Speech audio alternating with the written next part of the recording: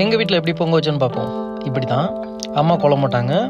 நான் கொஞ்சம் கலர் கொடுத்தேன். கோலம் சூப்பராக இல்லை, சுமாராக தான் இருந்துச்சு. சாரி.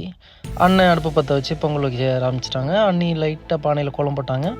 அதுக்கப்புறம் பாப்பாவும் இடையில டிஸ்டர்ப் பண்ணி நான் பொங்கல்னு பொங்குதான்னு பார்த்தா பொங்கிட்டாப்புல. அதுக்கப்புறமா எல்லாம் எடுத்து வச்சு நல்ல நேரம் பார்த்து இலையில சாப்பாடெலாம் எடுத்து வச்சு அண்ணன் தீபாரந்தை காட்டி, சாமி எல்லோரும் நல்லா வச்சுக்கோங்க, எல்லோரும் நல்லா இருக்கணும் அப்படின்னு சாமி கும்பிட்டு பாப்பாவுக்கும் விபூதி அடிச்சு விட்டு நான் வீட்டுக்கு வந்துடும். அண்ணன் தருண் 2 பேரும் சாமியை கும்பிட்டு ஒரு சின்னதாக ஒரு பட்டையை போட்டு, நம்ம ஒரு பெரிய ஒரு பட்டையை போட்டு சாப்பிட போகலான்னு பார்த்தா காக்காவுக்கு சோறு வைக்கணுன்ட்டாங்க.